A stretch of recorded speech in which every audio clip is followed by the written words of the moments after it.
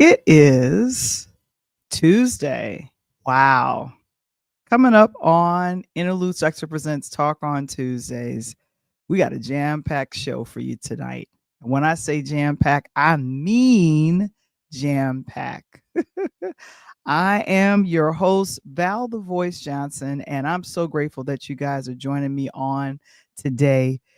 Man, oh man, I'm always excited when those viral moments come and you're like, oh my gosh, who went viral dancing?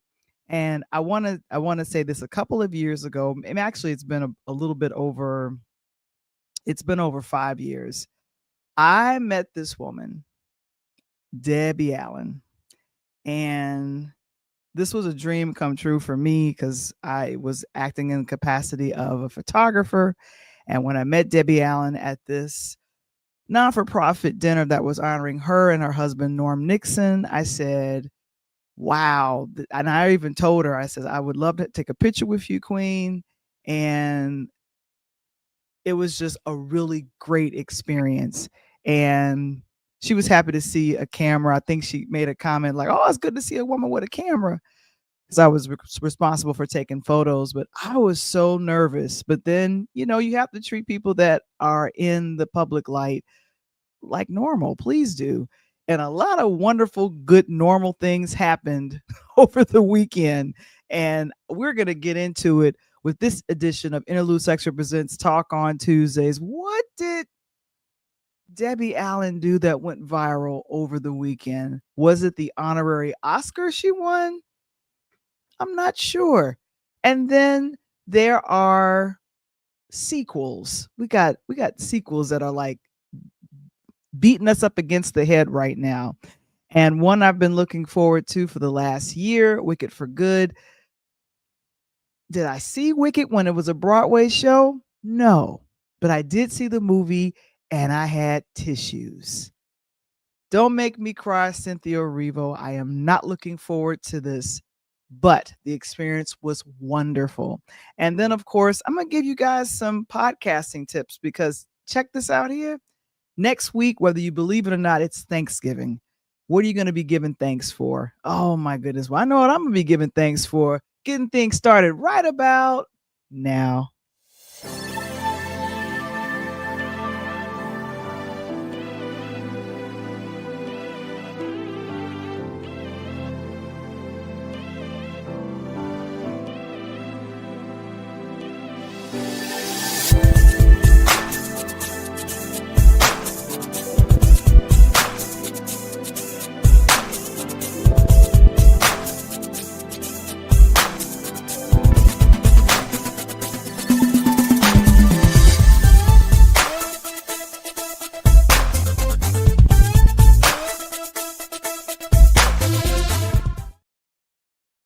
Another edition of Interludes Extra Presents Talk on Tuesdays, and this is your host, Val the Voice Johnson.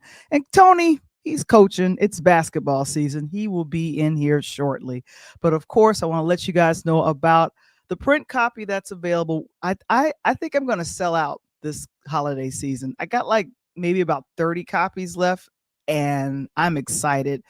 It is the print version that's available. A DJ Saved My Life. It is my personal memoir of how being a virtual DJ and podcaster saved my life during the pandemic, and how the Interludes podcast got started and then spun off what you see right now, Talk on Tuesdays, the Pull Up Podcast Show. Like a beautiful bunch of beautiful things happened after launching.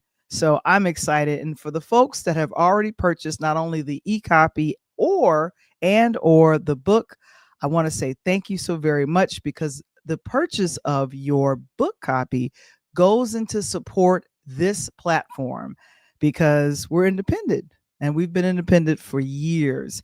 And of course, Key Spot, Share, Connect, and Grow. That's Cynthia McAllister. I have been a Key Spot partner for the last 2 years, and she's the one that helped design my beautiful website.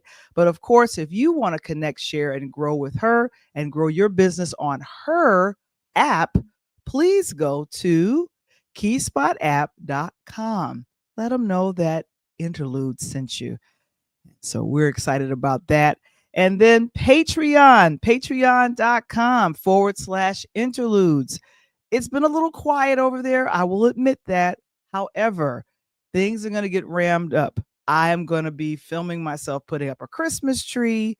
I'm still doing behind the scenes. I got like 4 behind the scenes I need to put on Patreon right now. But what's been fun over there is also sharing some of the articles that I've been writing. Then also, when I was doing stand-up comedy, which is coming back because I'm practicing now to get back in front of people, my first and second comedy routines are on patreon.com. That's the only place you could see those. So please, you can join Patreon for free. And of course, we're excited for everyone who is already a member, free or not, because check this out here. There is content for all of you guys, and we're so proud of it. It took me a minute, but I asked Coach Tony, I says, we are going to have you do a Instagram page. So I'm his content creator over there, and I've got to put more content up there. But what's been fun is grabbing the clips from the Pull Up Podcast show, scan the QR code, or go to Instagram and find the Pull Up Podcast show. And that is Coach Tony. You can directly connect with him. And he's so proud of his new picture. I told him he needs to update the picture on the Instagram, but I might have to do that. And I have to remind me to talk to him when he gets here to see if we could, he says his eyes are blue in this picture. I don't think they're blue. They look regular to me. It's the suit. And then, of course, your girl here, the Interludes Podcast, Instagram, and then also at Val the Voice Johnson. I have a personal and I have the one that talks about Interludes Podcast, the Pull Up Podcast show, and all the other great content. It's 2 places, and I am excited about it all. I got my little hand on my hip. I'm all excited about that. And like I said, Coach Tony will be here shortly because we are doing our thing. Man, oh man.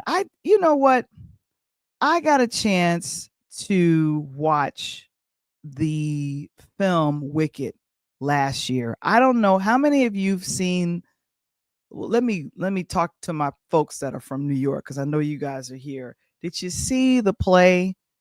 Did you know that the play was released in October of 2003? It's like over 22 years ago. And what I was so fascinated with is that how are people going to see a play about the witches, the good witch as well as the bad witch? I'm like, that's not making sense to me. How are you going to do a whole play about the witches? And so Tony Award after Tony Award performances in several other cities. Wicked has been played on Broadway for years. And I was thinking to myself, well, it became a film, which is happening to a lot of films that play on Broadway. But now I said, well, you know what? I'm a fan of Cynthia Erivo. Ariana Grande is cool. I've liked some of her music, and I keep forgetting that she comes from the Nickelodeon kids background, just like Miley Cyrus and Raven Simone and all those other young ladies. So when I saw them in this version of Wicked, I said, you know what? Let me go check it out. My bestie princess warned me, and I got to the movie theater, and at the end of the movie, I was crying. And I was like, why am I crying over Wicked? It's a play about the witches. It's fictional. If you were a fan of I like to call it The Wizard of Oz. For me, it's The Wiz. This film, now the sequel, Wicked for Good, is coming out on this coming Friday. Let me know in the chat if you have any plans on checking this out. This is Ariana Grande.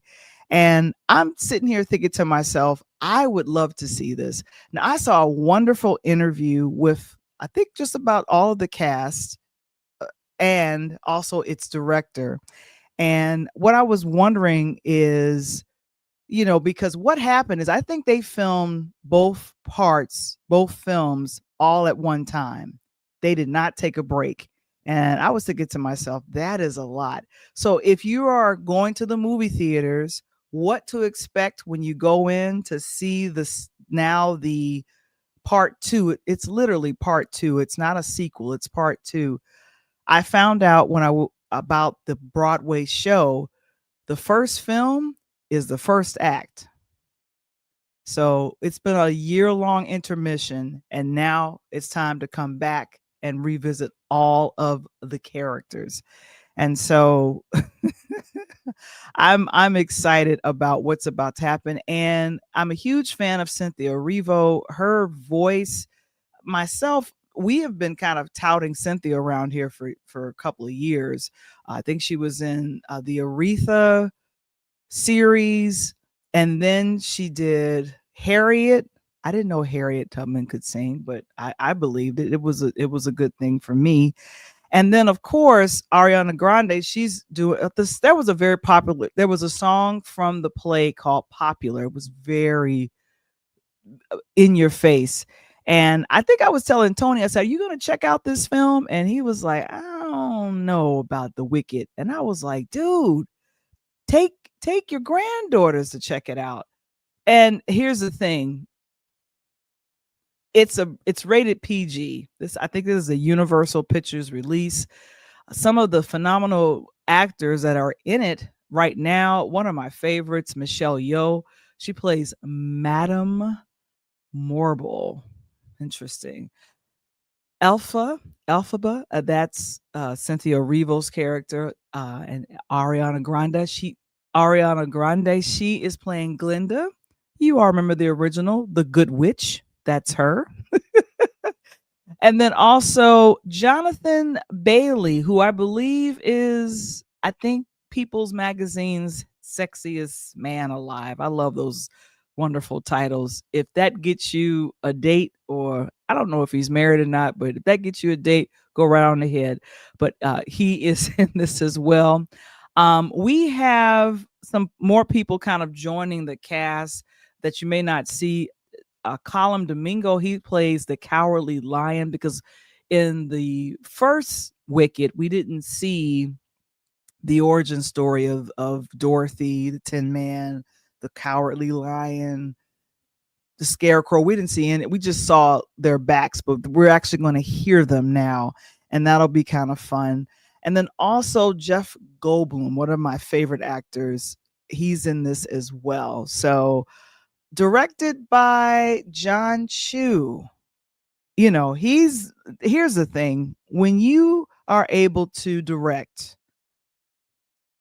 music, the actors that have to act with voice, with song, and then you have to kind of coordinate, okay, Cynthia, you're going to do your own stunts, or we're going to bring in a stunt woman. We're stringing you up because she's flying through the air. But of course, that's the wonder movie magic. So, John is kind of, championing all this. Last year, I think it got a 95 Rotten Tomatoes. So I'm wondering how it's going to do this time. And so, like I said, this Fandango interview that you guys are seeing pictures from, I loved it. It was about 12 or 13 minutes, and the interviewer just kind of talked to all of them. And I think it was recorded on Michelle Yeoh's birthday. And so I was just really, really excited. So, but here's the thing, this film, it hits theaters this coming Friday, and it's PG. If you're a fan of the play, or if you're a fan of what you saw last year in movie theaters, I think you guys are going to love this play. And that's my take on it all right there. Man, oh man. I was going to show the trailer, and then I was thinking, you know what? We're going to show the trailer for the other trailer that we're going to be chit-chatting about. But yeah, I wanted to make sure that I talk to you guys about that. Anyway, as I move on, and what I've been doing is teaching people how to get started with doing their podcast. That's kind of the pure Lighthouse Media way. And one of the things that I've learned is with podcasting, you've got to know what your topic is and then kind of make sure that you pay attention to what your listeners want. I had, and I always have help with this, but I decided to do an article on purelighthouse.media.com called, it's over here too. The four major ways to use listener feedback to shape your next season. And Coach Tony, that's been I've been his producer, and we've been shaping his new season, which is now in the 4th season, with either myself coming on and him bringing on people to talk sports. But last night they didn't really talk sports, but I was thinking, man, this would be so cool to share this with folks.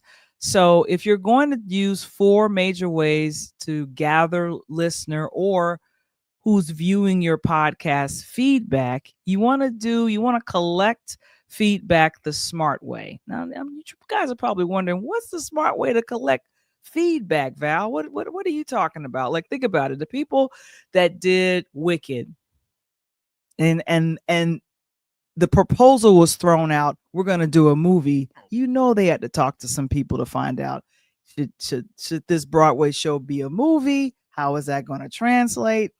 It translated pretty well. That's what I think.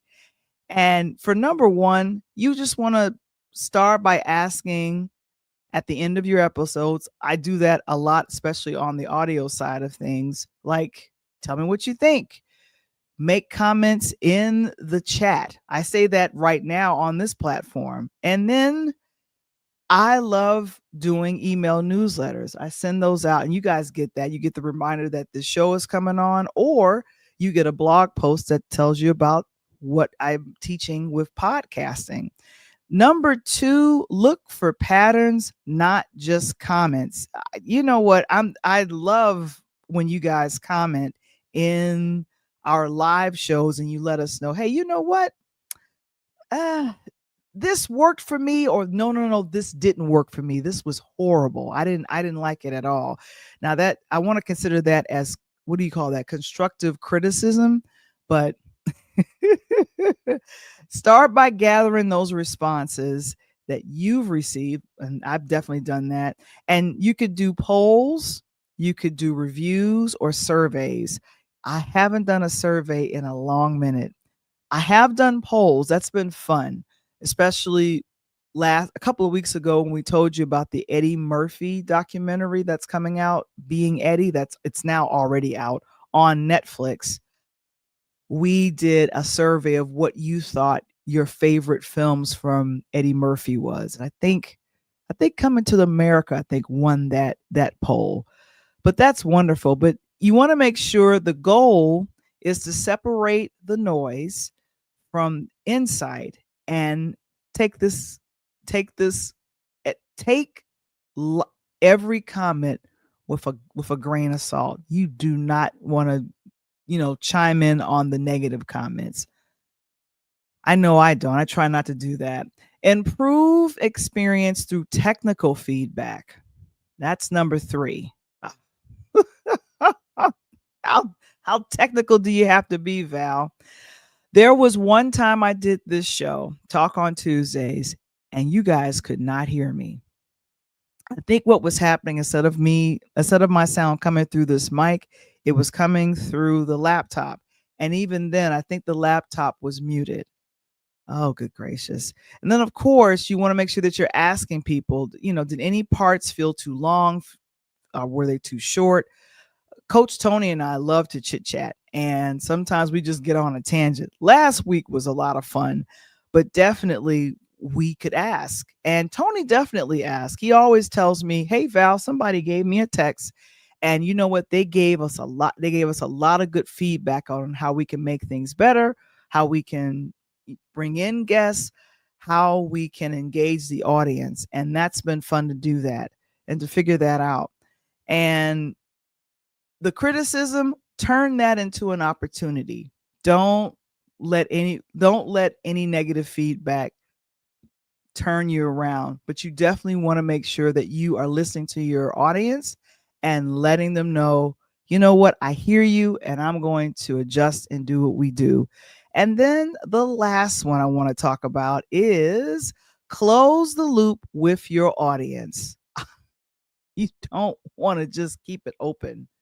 And once you've gathered all that wonderful feedback, surveys, polls, you've done some emails, start by mentoring it with the episodes based on what people want to talk about. Talk on Tuesdays has gone through a lot of alliterations. And when I say it's gone through a lot of alliterations, I think we started out Talk on Tuesdays with, I think, just talking about films and television. And then I was thinking, you know what, let's start doing reviews.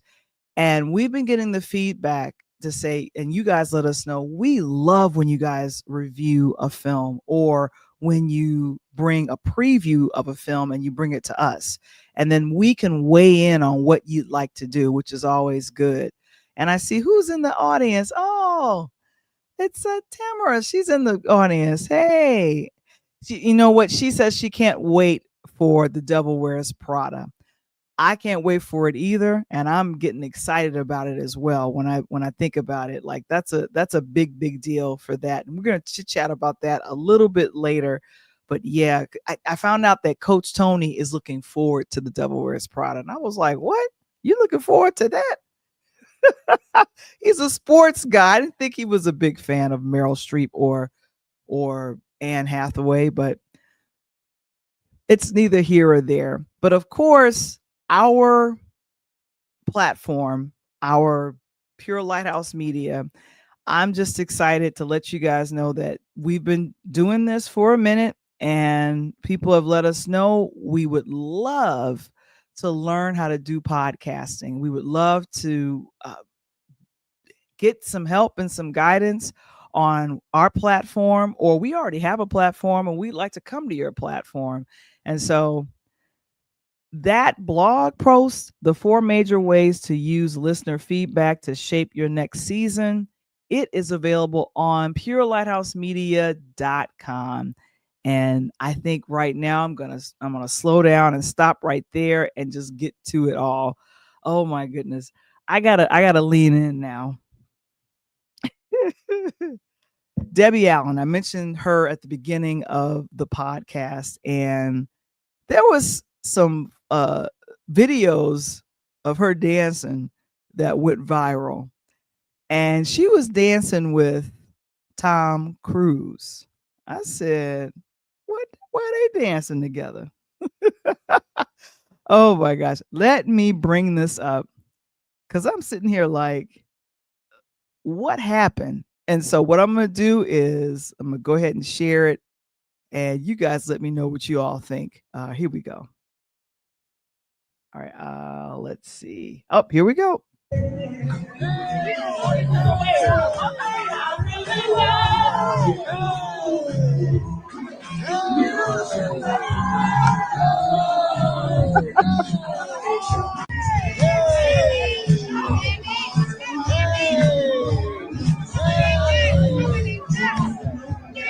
I think that's Jennifer Lewis.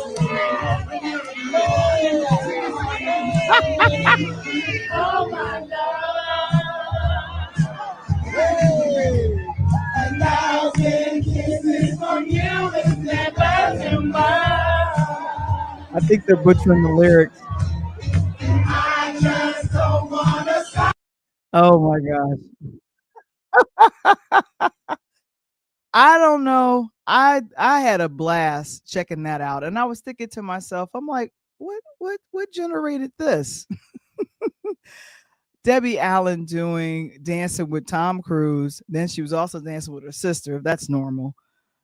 What happened over the weekend?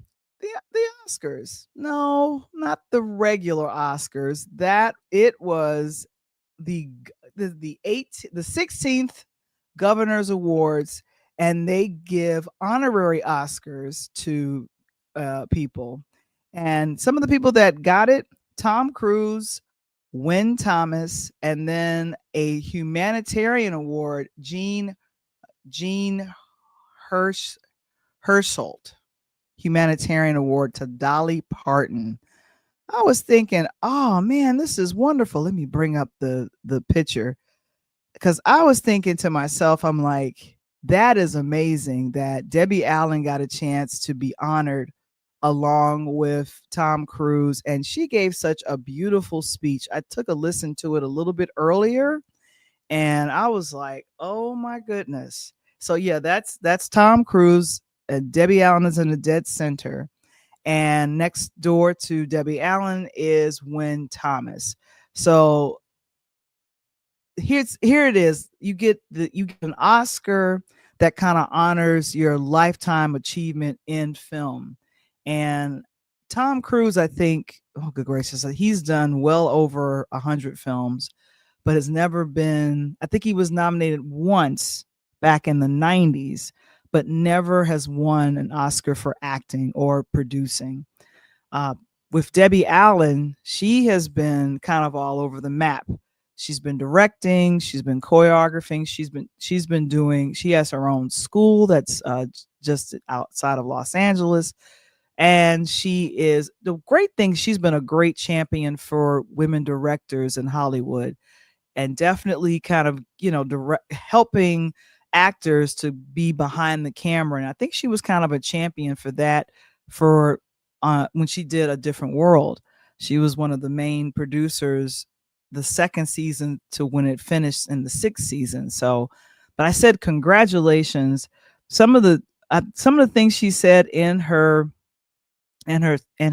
speech, she acknowledged all the other honorees, and I think at one point Tom Cruise stood up to give her a standing ovation, which was really, really sweet. And then she mentioned the people that was either her mentors or who had helped her. And she mentioned Bill Cosby. There were a couple of claps, but not a lot, because, a lot of people are still angry about what he did. I'm still, the jury is out for me as well. But when I think about it, Felicia Rashad worked with Bill Cosby on The Cosby Show, and Felicia brought her sister on to help with A Different World. Because I'm telling you, you guys watch that first season, second season and beyond, it got really, really good. I'm just saying. But that's the power of producing. That's the power of Debbie Allen. That's her and her sister Felicia. And still, my heart goes out to the both of them and their entire family, because they lost their mom a couple of months ago. So to see her, with so much joy, that dancing that went viral, that happened before the award ceremony. So I'm like, oh, okay. So you dance and getting your dance on. Go ahead. So, but Debbie Allen and here's, I think Cynthia Erivo from Wicked went ahead and presented the award to Debbie. This picture courtesy of Getty Images. But yeah, I'm just like, this was really, really exciting for me. So, congratulations to everyone that got their awards. And yeah, that's my little shot of them. They really had a good time. That really cracked me up. Oh my gosh. Well, now it's time to talk about The Devil Wears Prada. Ah, man. I was thinking to myself and Coach Tony, we got a chance to catch a little bit of the teaser trailer. It's not that long. I was thinking, why is it not that long? It was maybe about probably under a minute. And I was like, you know what? I was like, Coach, did you want to watch The Devil Wears Prada? He's like, yeah, I saw that movie. I saw that movie a couple of times. That was one of my favorites. I was like, really? So what I'm going to do is let you guys see what we checked out. I think, yeah, this is coming out from 20th Century Studios. Since last week when it was released, about 8.1 million views for the teaser trailer. This movie was originally released in 2006, and Meryl Streep got an Oscar nomination for her portrayal of Miranda. And so I don't know what this teaser trailer is, but I'm like, I am here for it, and I am checking it all out. So let's check it out. Tamara, hopefully you're there. But here is the teaser trailer for The Devil Wears Prada. Woohoo!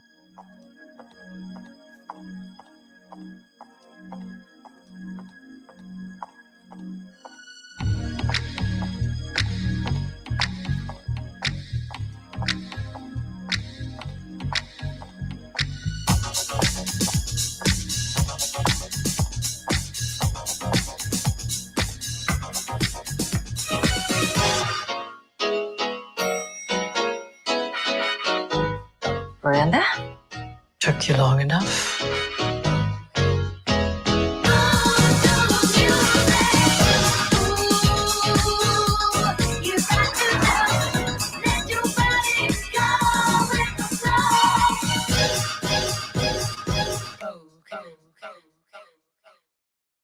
Y'all down for that? Because I know I am. I was like, okay. And I think, in fact, I know Madonna's song Vogue was featured in the original film. But there's no new ideas in Hollywood. What do you all think about them doing a sequel to The Devil Wears Prada?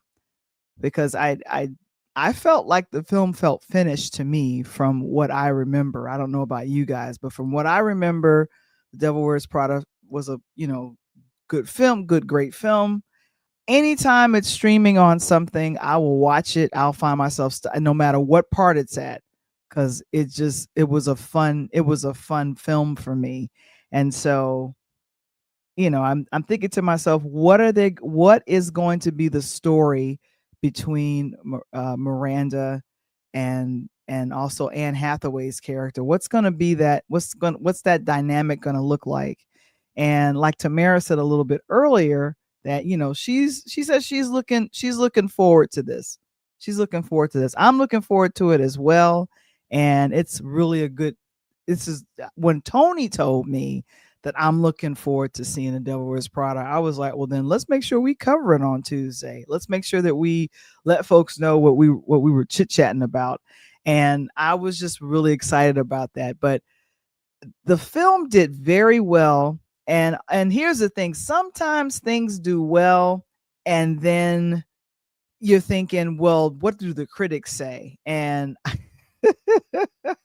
the critics love this film. Who is it? Stanley Tucci was in the original film. I think he's also slated to come back. Emily Blunt, who was also in this as well. I think she's making her return as well. And then who else? We have David Marshall Grant, who played Anne Hathaway's Andy's dad. Who else? It was really a fun cast. Oh, Simon Baker. That's one of my favorite actors, who tried to woo Andy. And I think that they were in Paris. But I'm trying to figure out what is the second thing. What is the second one going to be about? According to, if you remember the end of the film, Andy Sachs went ahead. She left the magazine. She left them, and she started to interview with another. She went and interviewed with another newspaper. But in this trailer, and as the character Andy Sachs gets on the elevator with Miranda, and Miranda looks over at her and she says, "It took you long enough." So, it'll be about 20 years. And so the film gets released May of 2025. Hey there, Coach. How you doing? Man, it's basketball season. Sorry for my voice. I haven't got no voice screaming tonight. So just coming in. And it was perfect. Just coming in and interviewing one of my favorite movies. Yeah, because I was telling folks that you mentioned that you like this film a lot, Yeah. and the original one. So the original film came out in 2006, and Meryl Streep was nominated for her role as Miranda. So, Coach, I'm thinking to myself, what do you think about this sequel coming out? Well, one, let's go back to the first one. The first one was actually a play off of a true story, which was the person who put together Vogue magazine.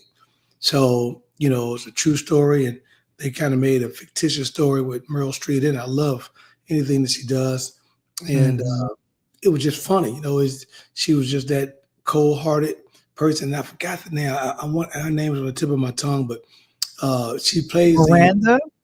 Miranda actually plays the Miranda Priestley. That's her name in the. No. I know Miranda. I'm not talking about that. Miranda plays the true story of the person that she's playing in real life, and the real life person is the person who actually I think is over Vogue magazine at the time, and then they spun this to a movie called Devil Wears Prada, and I just thought it was great because it showed the grit and grind of her assistant who really wants to make it in the business, and she's willing to do anything. And then she finds that she wants to do everything. So I'm going to do like her too. Go get me some coffee. I need some Dunkin' Donuts. Run down the State Street. And by the way, on your way back, I'm going to need you to drive out to 111th and give me a hoagie on the way back. Wait a minute. That ain't even about all. Just do what I said. Is there anything else? That's all. I love it. And Kevin says Anna Wintour. Anna Wintour, yes. Yeah, so you guys go ahead. may not know, she plays this is a flip. This is a true story. When they put Devil Wears Prada together, it was a play on Anna Wintour, who actually is the person who runs Vogue magazine. And that's where this movie came about, bits and pieces of it. And I thought they did a great job. And they have a part two in May. So yeah, that would be perfect. But let me give you a heads up real quick. The Devil Wears Prada was a novel that was written in 2003 by Lauren Weinsberger. And it's about a young woman that's hired as a personal assistant to a powerful fashion magazine.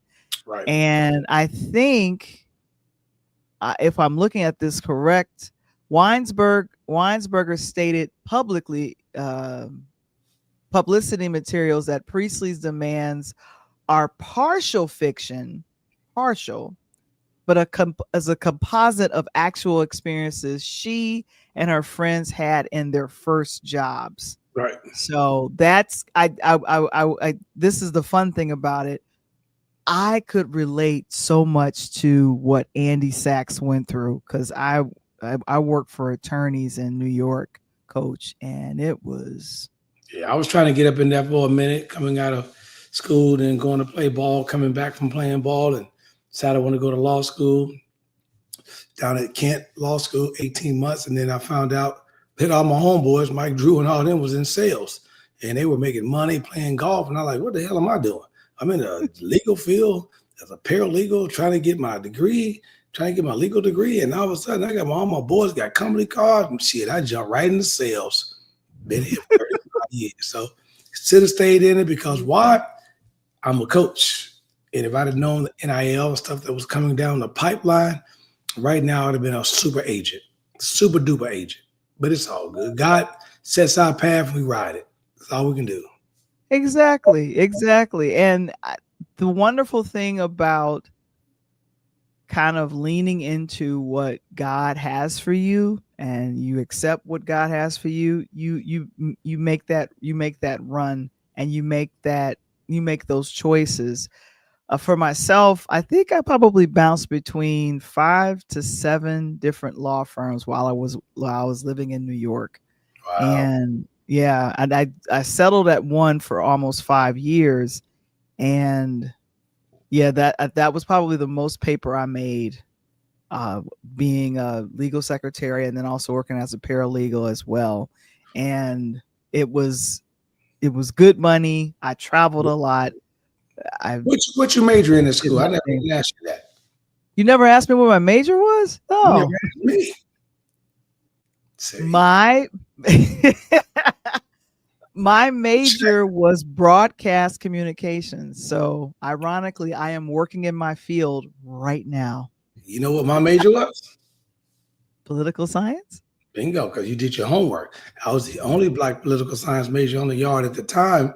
I was an athlete. And thank you to my girl, I still keep in touch with 30 plus years, who just running things, Esther Benjamin, who make the building bounce.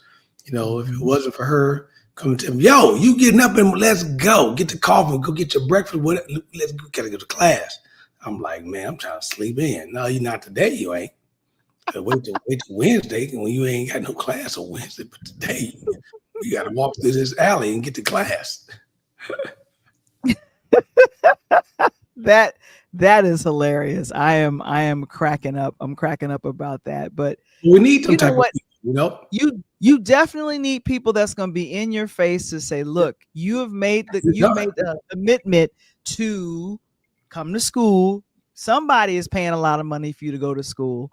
And the one thing about The Devil Wears Prada is the job that was portrayed in that film, the first film, kind of represents those very first, and you would agree with this, Coach Tony, very first crappy jobs you get right after college, where you're working for low pay, but the demands on your time is like, I don't know if you experienced that, but I definitely did.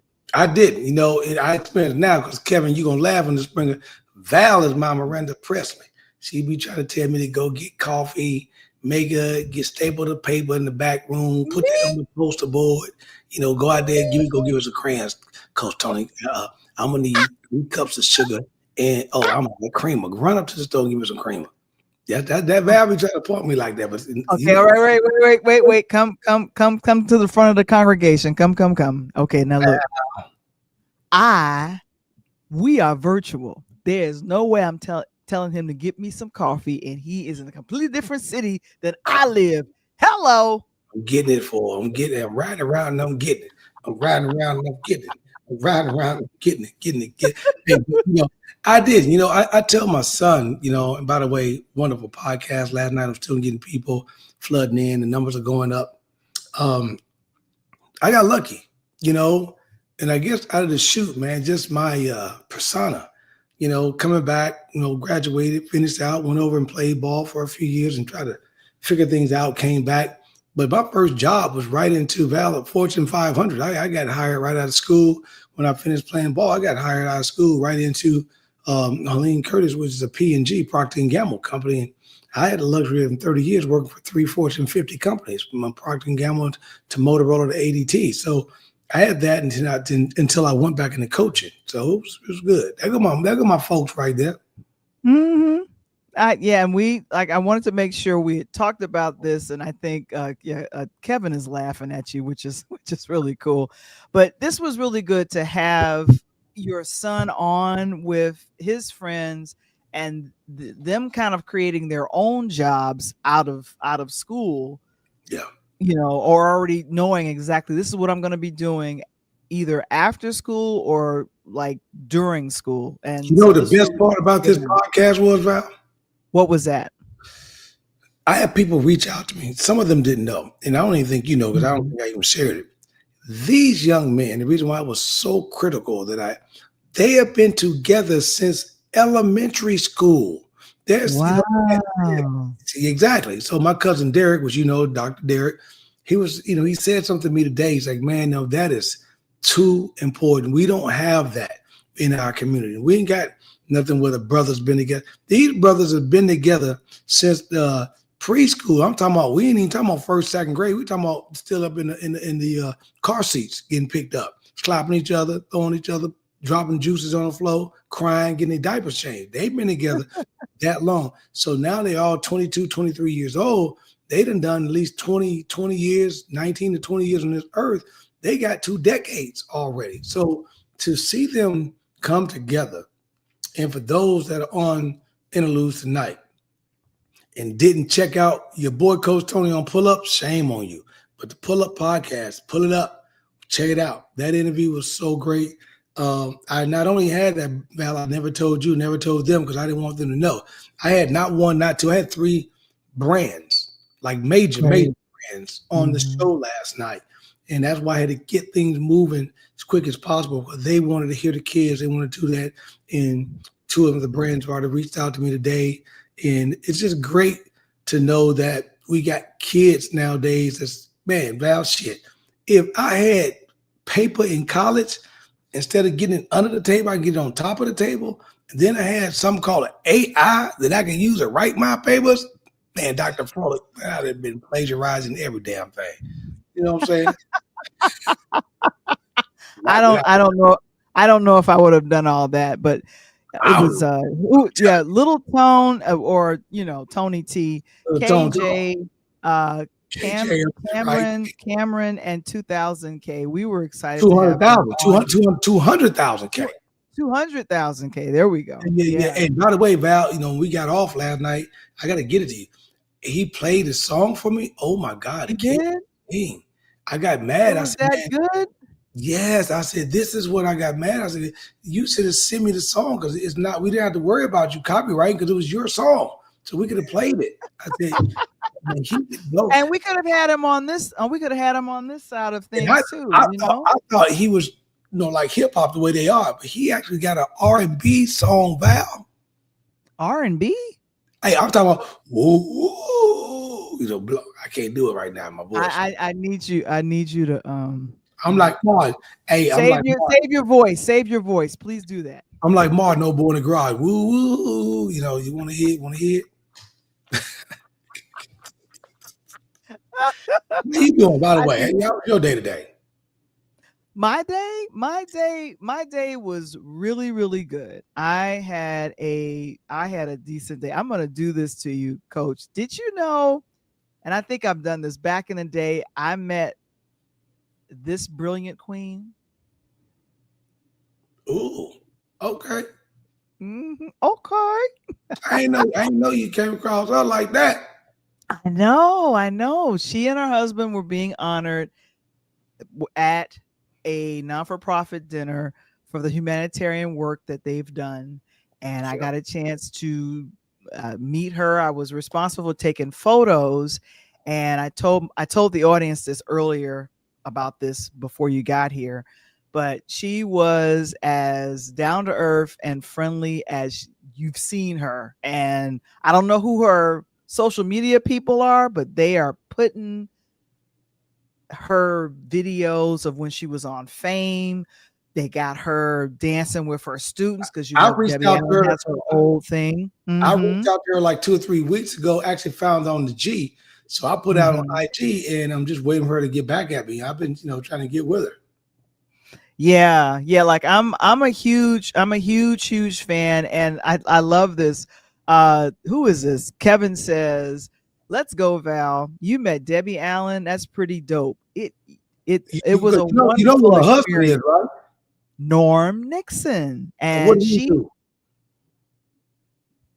he was a all-star basketball player in the NBA. I forgot the team. Okay, he was a point guard with the Lakers with Magic and Showtime. Magic. Yeah, you can't forget that. That was the original Showtime. No, but it was really good to meet her, and I was a photographer for the event. And she said, "Oh, I love to see a woman, with a camera." But do you know how many people she has championed for when it's come to, women behind the scenes with getting women directors in Hollywood, in television and film? She has been a change maker. I don't know. It's been over 200 episodes she's directed. And Atlanta gets to take the advantage because that's where she resides, doing everything out of College Park. And she was I want to say a professor, because people don't realize MC Light's down at CAU in Clark, Atlanta, for those that don't know. But I did not know that. Yeah, so that's where MC Light's been chilling her. And Debbie Allen was down there as well, and also guess who else was a professor at Morehouse? Spike Lee? Nope. Grady from Sanford and Son. Grady from Sanford and Son. You are too funny. Grady. Yeah, I'm going way back with y'all on now. But I'm just saying, these stars went to the A, Val. This is pre Tyler Perry. Way pre Tyler. Yeah. You know, it's great because you know as well as I know, there is no black show in America that you don't hear MC Light's voice. Not one. She is the voice of all the shows. She does the announcing, and I think what's been wonderful to see her evolve. We're both friends with Bella.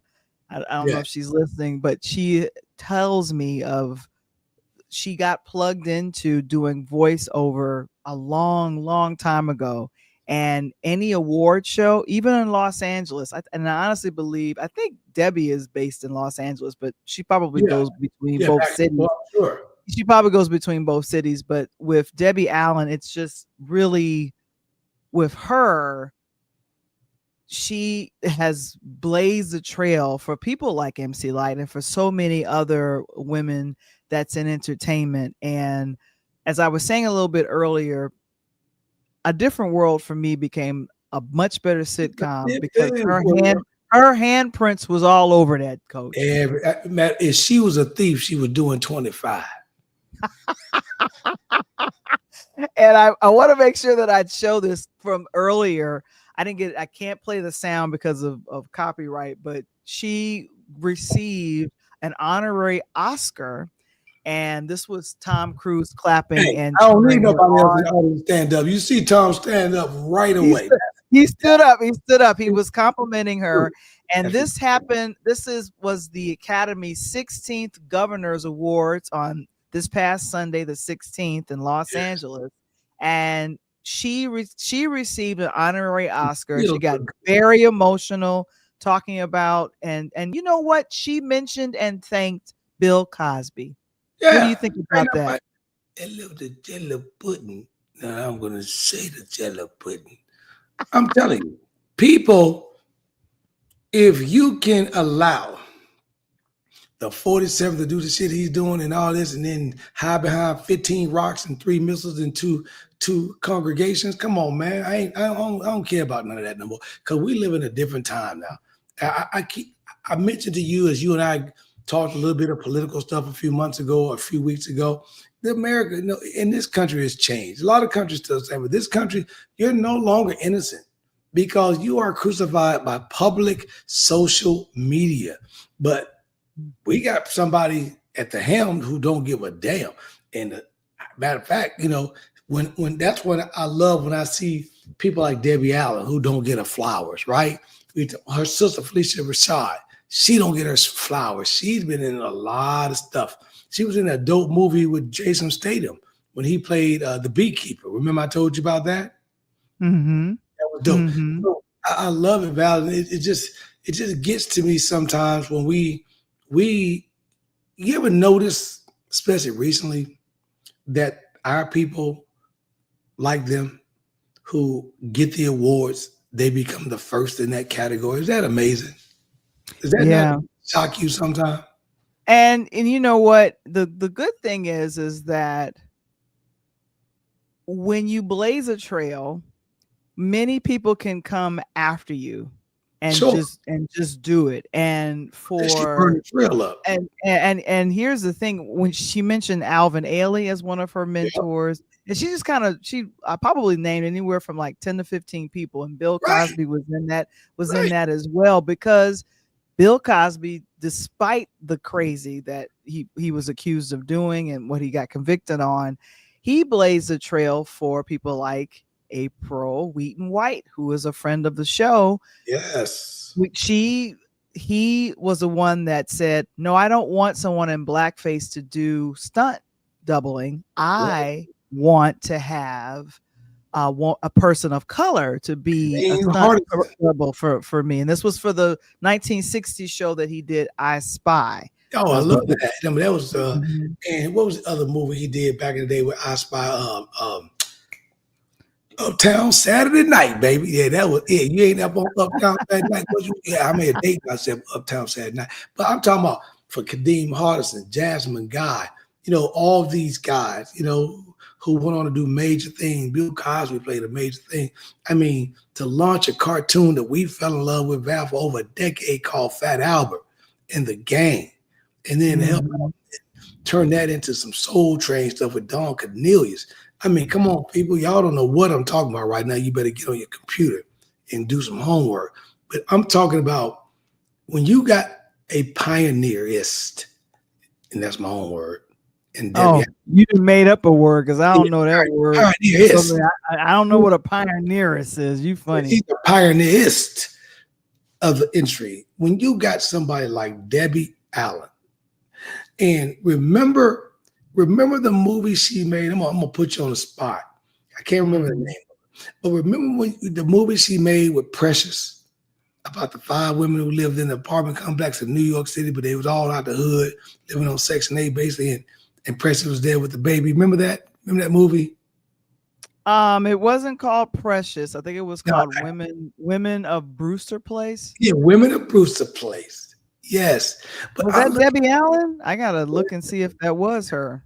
That was 1989. I'm looking it up right now. And Oprah Winfrey was in it along with Mary Alice, but I don't see Debbie's name in here at all. Debbie was part of that. I thought for sure she was part. I'm looking to see if she directed it. It was 2 parts, but you know what? Well, let me bring up Debbie because I want to make sure that we state exactly what she. Okay, so here's the thing: Debbie Allen, Fame. The original film that came out in 1980. Who's your favorite person on Fame? Right, and it got a spun off in it got a spun off in the TV show, right. And then if I'm looking at this correctly, there is a litany of things she's done here. Currently, she is a director and executive producer on Grey's Anatomy. She has choreographed several things, including a Motown Christmas. She was an executive producer on that. What is this? And I think the major thing. Let me stop here with this here, Coach. And I know you were like, I don't really care about a reboot, but people are buzzing about this. And they said A Different World cast is back, and Netflix orders a sequel set at Hillman College. I am interested to see what they're going to do with this. I don't know your thoughts. Whole College Park. I'm down here in the A right next to it. That College Park. College Park don't look the same, Val. Don't look the same. That's what I'm saying. I'm so glad they gave Debbie Allen her flowers while she can get them, Val. But more importantly, to me, and this is just my opinion, I don't know if people agree with me or not. The Debbie Allen, to me, is the Spike Lee on the men's side of the house from back in the day that tried to put us as African American in feature films to succeed. And I see Debbie Allen the same way, because you and I know, Martha Norm Nixon, an NBA Lakers wife, she really didn't have to work. Because I've been back there in the pool like, what? Man, but think about it. Think about it. And this was something that she said in her speech that really moved me. Is she said that her family, they're from Houston, and she was given an opportunity to really dream about, she said she and her sister love movies. She even mentioned some of her favorite films that she loved back then. And I think, if I remember one of the stories correctly about her auditioning to dance, they were saying, "Oh, you're too short." I think she's told this story before. They said you were too short to dance. And if you see anything she did with Fame or choreograph with that, I'm talking about when she was actively dancing, she would blow you out the water. I'm just thinking, you're fighting against racism, you're fighting against sexism, you're fighting against the small-minded thinking of saying, okay, you're a short black woman with curly hair, you can't dance. And she defied that for everything. And here's the thing. She says that she hopes that with people seeing her win this Oscar, and it's an honorary Oscar, it doesn't matter, that people would be inspired, especially women, to pursue their dreams and to be on the creative side of everything, especially if they want to direct or produce in Hollywood, which is very tough for women. It's very tough for women, Coach. It really is. I agree 100%. You know, and movie and music too, but music is a little different because music is, you know, kind of the vibe that moves you, right? Movies is really got to be something because it's on the set, and we went through the SGA stuff, we went through pandemic, right? So the movies took a little hit where music, you know, kind of survived. But when you looking at a pioneer like a Debbie Allen, come on, Val. I mean, a Debbie Allen just she stood up and didn't have to do the things she did, but she not only produced, she stepped into a lot of the roles herself. That's what I respected about her, right? You know, you look at some of these major male figures who are Quentin Tarantino and all these, they don't be in their own movie. They get people. But Debbie not only was directing, she was in her movies and in a lot of other people's movies. I mean, so when Tom Cruise stood up, and that's respect due, big time. Yeah, and one of her passion project was Amistad. You remember that? Amistad. Yeah, big movie. No, give us free. Get us free. Give us free. You must not know me. Toby was in the last movie. Yeah, but I believe she gave a shout out to Steven Spielberg, and if I remember correctly, Steven Spielberg helped her to produce that film Amistad. It took them, I think she said anywhere from 5 to 7 years. It took a long time for that film to get produced, and I'm thinking to myself, you are well established in Hollywood. You are a woman who has been actively working in Hollywood for decades, and you are having an issue producing a film, right? What? Come on. You know why? Because she's a little bit lighter than me.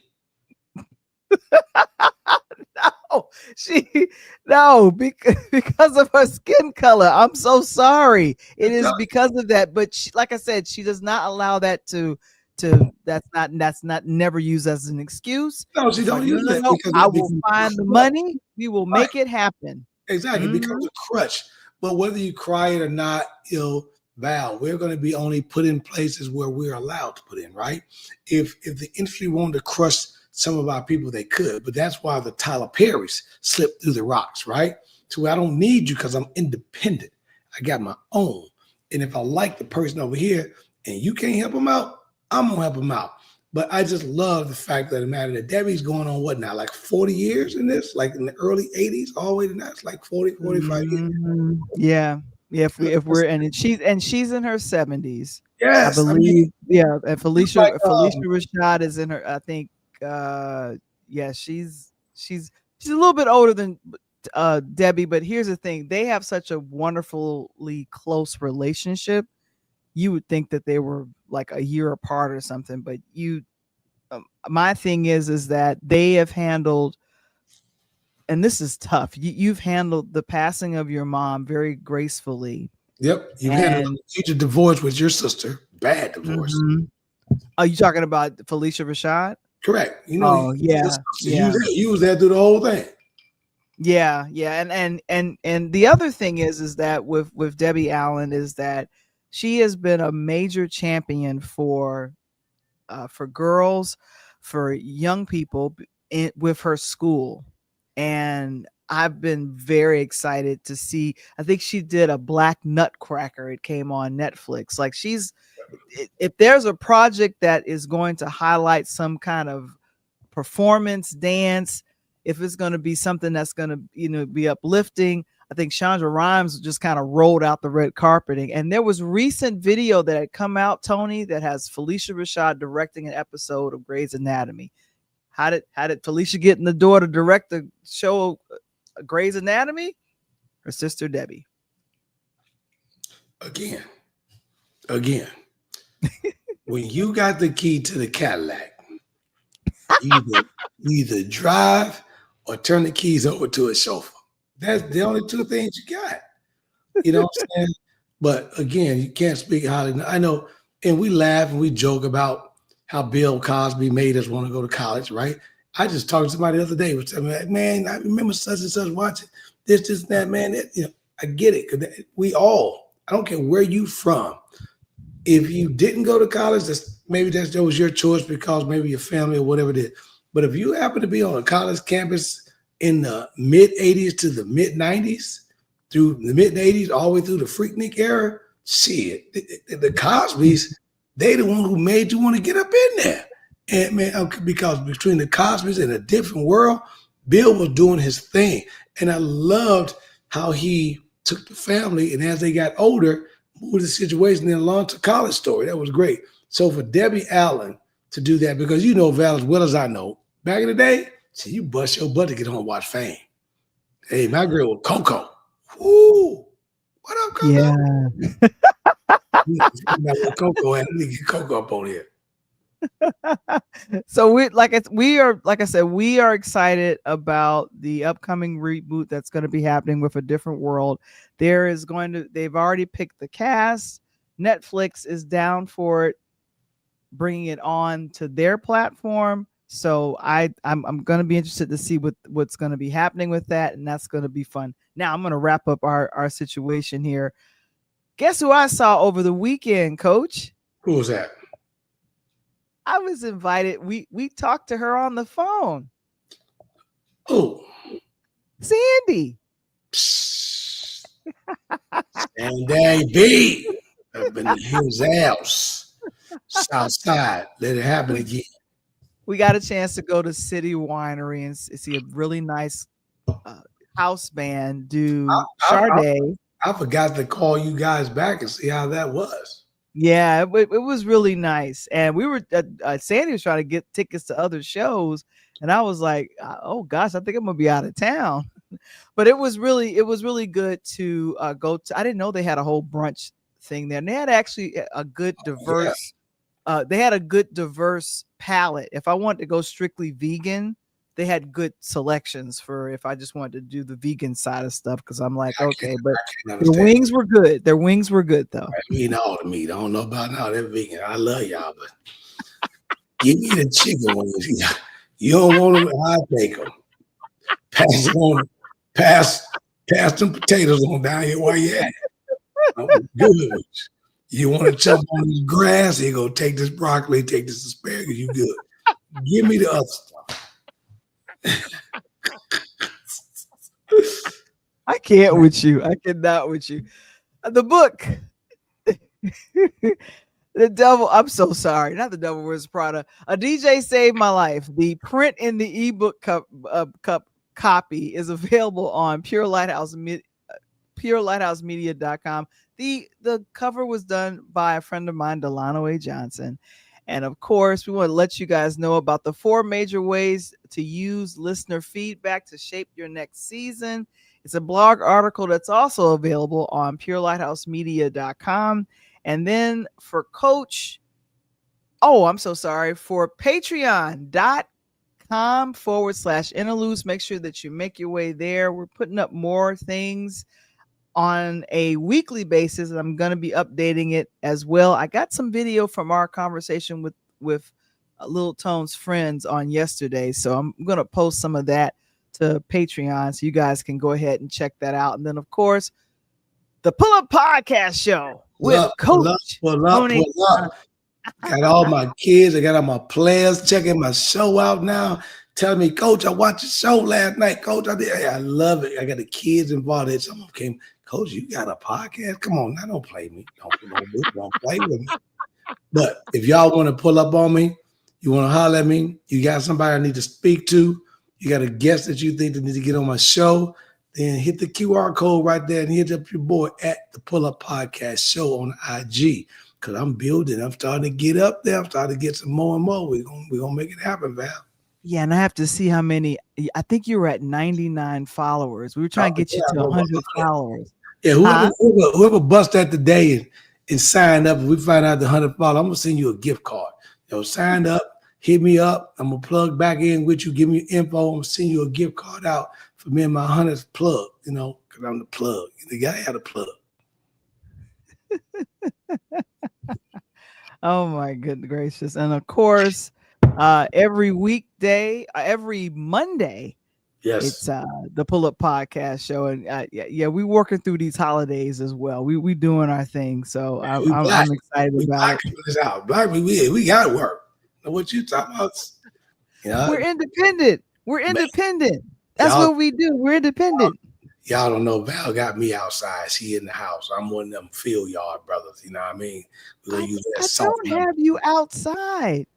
Other days, she had me picking cotton corn and talking about potatoes. I'm like, look, son. You see this young man in this photo right here. I come in the house. Huh? I take a shower, everybody, and put my clothes on. But during the day, she cracking the whip. You better get on back out there and get that corn. No, she like, you can't have my cornbread. I'm out in the fields. I'm hustling, not kicking doors in. There's no field things happening here, Coach. We have a fun time here, and we don't do that. I don't put it. You know what? That wouldn't work for me back in the day anyway. I was gonna be shit. I ain't going in nobody's son.